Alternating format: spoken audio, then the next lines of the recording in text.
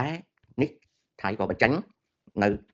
សញ្ញាមួយទៀតដែលវា contradictory វាប៉ះទង្គិចដល់យន្តការទ្វេភាគី bilateral mechanism ហ្នឹងដោយនិយាយថាអត់ទទួលស្គាល់មិនតាក់ទងលើផែនទីបារាំងសៀមមេត្តាឋាន1 លើ 200,000 while Thai diplomatic head which is the Minister of Foreign Affairs continue stating that Thailand and Cambodia commit to observe ceasefire as agreed in December 2025 and continue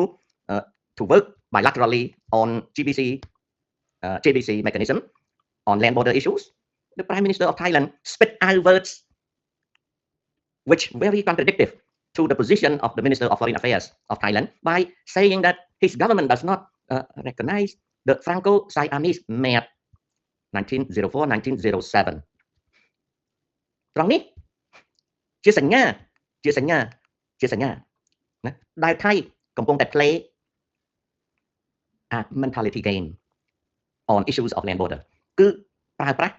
នៅលបែងចិត្តសាស្ត្រនិយាយម្ដងអីចេះម្ដងអីចោះហ្នឹងរបៀបថៃធ្វើគោលដៅដើម្បីអី delay មានន័យថាបញ្ជាពេលគោលដៅដើម្បីអីដើម្បី create story out of no story បង្កើតសភាពការរឿងចេញពីប្រភពដែលអត់មានរឿងទេហើយក៏ចាប់ផ្ដើមហៅ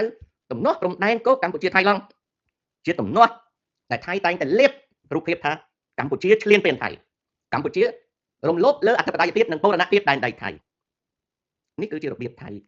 កំពុងតែប្រើនៅចិត្តសាស្ត្រនយោបាយលើព្រំដែនគោកថ្ងៃនេះគ្មានរឿងអីសោះថ្ងៃទី19ខែមិថុនាឆ្នាំ2026អត់មានរឿងអីសោះរដ្ឋាភិបាលថៃនិងប្រភពសារព័ត៌មានដែលជាប្រអប់ឃោសនាថៃបាននិយាយថាអនុទិនចាន់វីរៈគុណឆ្លើយតបនឹងអ្នកសារព័ត៌មានថា no way there is no talk or thought of opening the Cambodia Thai border គ្មានផ្លូវទេគ្មានការនិយាយអ្វីទាំងអស់លើការបើកព្រំដែនកម្ពុជាថៃនេះជាចិត្តសាស្ត្រទេបងប្អូនទាំងកាសែតថៃទាំងអនុទិនចាន់វីរៈគុណឬក៏ចៅវាយពីលើអនុទិនចាន់វីរៈគុណកំពុងតែប្រើចិត្តសាស្ត្រប៉ុន្មានថ្ងៃនេះគេអត់លឺសម្ដេចហ៊ុនសែននិយាយគេអត់លឺសម្ដេចហ៊ុនសែននិយាយវាកំពុងតែឆ្កែឆ្កៀលដើម្បីឲ្យសម្ដេចហ៊ុនសែននិយាយវាកំពុងតែឆ្កែឆ្កៀលពីព្រោះវាចង់ឲ្យសម្ដេចហ៊ុនសែននិយាយដែលជាហេតុវាអាចយកសម្ដីសម្ដេចហ៊ុនសែនហ្នឹងទៅកែច្នៃថាហ៊ុនសែនជាអ្នកបង្កទំនាស់ដែលបណ្ដាលឲ្យព្រំដែនមិនអាចបើកបានតែតាមការពិត the originality of the situation on Cambodia Thailand border started with the unilateral decision by Thai military to close the border ដែលបញ្ហាព្រំដែន Thailand កម្ពុជាវាមិនមែនខ្មែរអ្នកបាត់ទេវាមិនមែនខ្មែរអ្នកបាត់ព្រំដែនទេគឺថៃទាហានថៃជាអ្នកប្រកាសបាត់ព្រំដែនឯកតោភាគី unilateral decision by Thai military command to close the border Cambodia did not close the border it was the Thai military that decided to close the border ប៉ុន្តែមួយឆ្នាំក្រោយមកចិត្តមួយឆ្នាំក្រោយមកថៃប្រឹងកែច្នៃសភាពការចោទប្រកាន់កម្ពុជាថាព្រំដែនវាបាត់មកពីកម្ពុជា it was not the Cambodian authority that decided to close the Thai Cambodia border it was the Thai military អាហ្នឹងគឺជាការដែលថៃកំពុងតែប្រើរបៀបធ្វើនៅពេលអនុទិនចាន់វីរៈគុណនិយាយថា no way គ្មានផ្លូវទេ Thai Cambodia border អត់មានផ្លូវទេគឺនិយាយដើម្បីឆ្កែឆ្កៀលឲ្យសម្ដេចហ៊ុនសែននិយាយដើម្បីឆ្កែឆ្កៀលឲ្យសម្ដេចហ៊ុនសែនចាក់ក្បាលមីក្រូហ្វូនណាឆ្កែឆ្កៀលឲ្យសម្ដេចហ៊ុនសែនចាក់ក្បាលមីក្រូហ្វូនដើម្បីបង្ករឿងពីព្រោះគេដាក់ផ្ទាំងស៊ីបមួយទៅលើសម្ដេចហ៊ុនសែនដើម្បីគេស្រូបយកមកហើយគេរចនាគេបង្កភាពមួយដែលចង់ឲ្យមហាជនថៃត្រឡប់ត្រឡិនវិលវល់ក្នុងសតិអារម្មណ៍គិតថាមេដឹកនាំខ្មែរជាអ្នករករឿងថៃដើម្បីនឹងពន្យាពេលដើម្បីនឹងធ្វើឲ្យខាងខ្មែរខុសដើម្បីនឹងធ្វើបន្តិចម្ដងឲ្យមជ្ឈដ្ឋានអាស៊ានមជ្ឈដ្ឋានអន្តរជាតិមួយចំនួនយល់ថាវាមកពីមេដឹកនាំខ្មែរបានជាអាព្រំដែននឹងវាបាត់តែតាមការពិតអាព្រំដែននឹងវាបាត់ដោយតាហ៊ានសៀមមុនពេលដែលវាផ្ទុះអាវុធខែកក្កដាឆ្នាំ2025វាអញ្ចឹងទេអញ្ចឹងថៃវាប្រើចិត្តសាស្ត្រកាលណាវាបាត់លោកហ៊ុនសែនអត់លឺសូរចាក់ក្បាលមីក្រូហ្វូននិយាយវានឹងធ្វើឲ្យលោកហ៊ុនសែនលឺសូរកាលណាលោកហ៊ុនសែនចាប់ក្បាលមីក្រូហ្វូននិយាយ វានឹងដាក់ទាំងស៊ីបលើលោកហ៊ុនសែនដើម្បីវាទាញកែប្រែក្រឡាស់លៀបក្រឡៃប្រឌិតថាវាជារឿងរបស់មេដឹកនាំខ្មែររឿងនេះវាទាញយករឿងហ្នឹងទៅធ្វើជាមូលហេតុឲ្យប្រជារាស្ត្រថៃស្អប់ខ្មែរដែលការពិតប្រជារាស្ត្រថៃភាគច្រើនអត់មានស្អប់ខ្មែរទេដោយឡែកប្រជារាស្ត្រថៃចង់បើកព្រំដែនប្រជារាស្ត្រថៃកំពុងតែខ្វល់ខ្វាយលើជីវភាពសេដ្ឋកិច្ចរបស់ខ្លួនប្រជារាស្ត្រថៃចង់បើកដើម្បីរកស៊ីធ្វើការត្រូវការទិញផលិតផលពីខ្មែរត្រូវការលក់ផលិតផលឲ្យខ្មែរវិញត្រូវការសេវាកម្មពីខ្មែរត្រូវការផ្ដល់សេវាកម្មឲ្យខ្មែរវិញព្រំដែន800គីឡូម៉ែត្រកម្ពុជាថៃកម្ពុជាជាចំណែកមួយនៃសេដ្ឋកិច្ចថៃយ៉ាងតិចបំផុតក៏វាស្មើ 20% នៃ GDP ដែរទោះបីតួលេខពាណិជ្ជកម្មទ្វេភាគីវាមិនស្មើនឹងទំហំដុល្លារនៃផលិតផលសរុបក្នុងប្រទេសក៏ដោយក៏តួលេខនោះជាតួលេខដែលជាបង្ហាញពី bilateral trade តែម្យ៉ាងតែនៅក្រោមតួលេខនោះមាន trade ដទៃទៀតដែល not register ដែលអត់ដាក់ក្នុងបញ្ជីកត់ឬក៏ធ្វើស្ថិតិបានទាំងស្រុងអញ្ចឹងបើគេយក bilateral trade រវាងប្រទេសទាំងពីរអាហ្នឹងវាតូចទេតែបើសិនជាយើងនិយាយពី social economic pie នំសេដ្ឋកិច្ចទាំងមូលវាប្រហែលជាងច្រើនជាង 20% ហើយបណ្ដាខេត្តរបស់ថៃខ្ញុំអត់ចង់លើករឿងនេះមកនិយាយទេពីមុនពីព្រោះកាលណានិយាយទៅខ្មែរយើងចេះតែជួចេះតែអួតហើយចេះតែលោតផុតជើងពីដីដែលធ្វើឲ្យអាគំនិតស្អប់សៀមនេះវាកើនឡើងថៃមេដឹកនាំនយោបាយថៃដឹងថារាជថៃអត់ស្អប់ខ្មែរទេរាជថៃភាគច្រើនត្រូវការរកស៊ីរាជថៃមានការចេះដឹងយល់ដឹងពីករណីចាំបាច់នៃសេដ្ឋកិច្ចឆ្លងដែនស្រវាស្រទិញលើពាណិជ្ជកម្មចំនួននិងសេវាកម្មឆ្លងដែនរស់នៅក្នុងប្រទេសដែលមានសន្តិភាពយូរអង្វែងរាជថៃមិនល្ងងជឿតាមការលបួងរបស់តារានថៃរបស់អ្នកនយោបាយថៃដែលជ្រុលនិយមក្រវីទងជាតិនិយមនោះទេមូលហេតុនេះហើយដែលគណៈបកថៃរដ្ឋថៃរហូតដល់គឺថៃអាចទទួលបានសន្លឹកឆ្នោតមូលហេតុនេះហើយដែលគណៈបកចំនួនថ្មីដូចជាពួកក្រុមធនាធនពួកក្រុមក្រោយនេះពួកថៃចម្រើននេះពួកឈានទៅមុខនេះដែលកំពុងតែទទួលប្រជាប្រិយភាពពីព្រោះក្មេងៗថៃអស់នេះត្រូវបានអ្នកបោះឆ្នោតថៃដែលអត់ចូលចិត្តនៅជំនឿសតិអារម្មណ៍នយោបាយពីឆ្នាំ30 40 50 60ទៀតទេក្នុងយុគសម័យនៃសកលលោកភាវូបនីយកម្ម globalization social economic well being សេចក្តីរស់រានមានជីវិតសុខដុមរមនាផ្នែកខាងសង្គមសេដ្ឋកិច្ចឈរទៅលើ bilateral ហើយនិង multilateral trade ឈរទៅលើពាណិជ្ជកម្មទ្វេភាគីនិងពហុភាគីនេះគឺជាអ្វីដែលកើតឡើងអញ្ចឹងអានុទិនហើយនឹងចវាយគាត់វាចេះតែចង់ផ្លុំឲ្យប្រជារាស្ត្រថៃស្អប់ខ្មែរហើយមនុស្សដូចខ្ញុំដែលជាវាគ្មិនសង្គមក៏ខំប្រឹងកុំឲ្យខ្មែរស្អប់សៀមពីព្រោះអាយុជីវិតសេដ្ឋកិច្ចសេចក្តីរីកចម្រើននៃជីវភាពវាត្រូវតែជៀសវាងឲ្យបាននៅភាពស្អប់ខ្ពើមគ្នាយើងឃើញហើយនៅមជ្ឈមបូព៌ាអារ៉ាប់ស្អប់អារ៉ាប់ហើយនឹងសំអប់អ៊ីស្រាអែលអារ៉ាប់សំអប់អារ៉ាប់និងបាស្ទានប្រទេសវាធ្វើឲ្យទ្វីបមជ្ឈមបូព៌ាហ្នឹងឬក៏ហៅថាអាស៊ីខាងលិចអីហ្នឹងណាដែលមាន Persian ដែលមាន Middle East ដែលមាន African part of African វាចបោកច្បល់ដែលទឹកដីម្ដុំហ្នឹងសម្បូរធនធានណាតែងើបមិនរួចពីការស្អប់ខ្ពើមគ្នាហើយនៅពេលដែលវាជាប់ទៅក្នុងការស្អប់ខ្ពើមគ្នាទោះបីមានលុយប៉ុណ្ណាក៏ដោយជីវិតមនុស្សវាវេទនាស្លាប់រាល់ថ្ងៃនេះអ្វីដែលកើតឡើងនៅមជ្ឈមបូព៌ាអាស៊ីអាគ្នេយ៍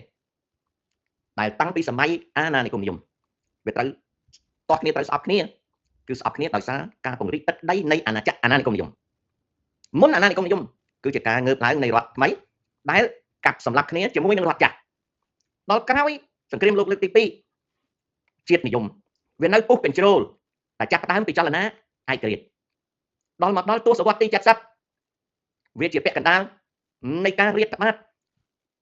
ប្រទាញប្រទងគ្នារវាងចលនាសង្គ្រាមត្រជាក់នៅ Cold War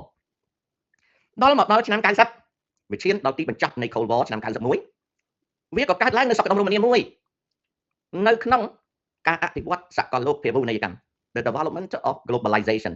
វាបានសពរហូតដល់ឆ្នាំ2000 8ឆ្នាំក្រោយមកឆ្នាំ2008យើងមានបញ្ហាមួយកើតឡើងតែវាតូច